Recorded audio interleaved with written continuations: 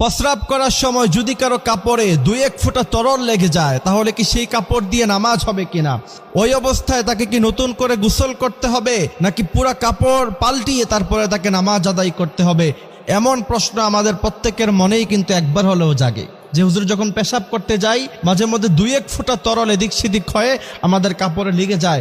এমতো অবস্থায় কি আমার পুরা কাপড় কি খুলে তারপরে নতুন কাপড় পরিধান করে নামাজ পড়তে হবে নাকি আমাকে নতুন করে পাক পবিত্র হয়ে গোসল করে তারপরে নামাজ আদায় করতে হবে? এমন প্রশ্ন কিন্তু আমাদের অনেকেরই জেগে থাকে।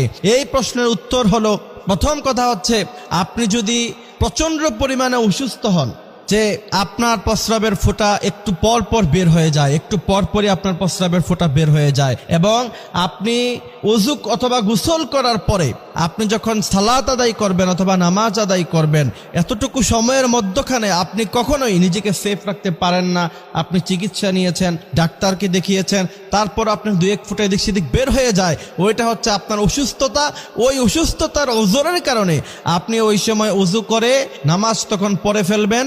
প্রত্যেক ওয়াক্তের জন্য অবশ্যই আপনাকে কাপড় পাল্টাতে হবে, প্রত্যেক ওয়াক্তের জন্য অবশ্যই নতুন করে আপনাকে পাক পবিত্রতা অর্জন করতে হবে। কিন্তু অসুস্থতা ছাড়া নরমালি যদি কারো কখনো এমন হয় যে আপনি সফরে বের হয়েছেন, কোথাও গিয়েছেন, কাপড় চোপড় নাই, ওই সময় আপনার পেশাবের সময় প্রস্রাবের সময় 2-1 ফোঁটা তরল কাপড়ে লেগে গিয়েছে, এমত অবস্থায় আপনি কি করবেন? প্রথম কথা হচ্ছে এই কারণে অবশ্যই আপনাকে গোসল করতে হবে না।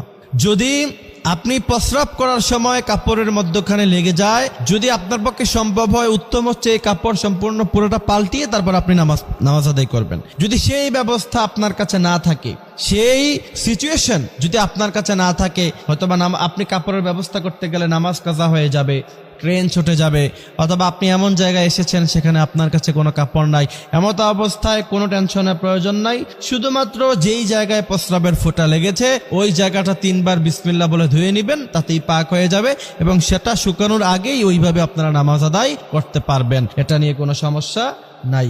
এমত অবস্থায় নামাজ আদায় আপনারা করতে পারবেন।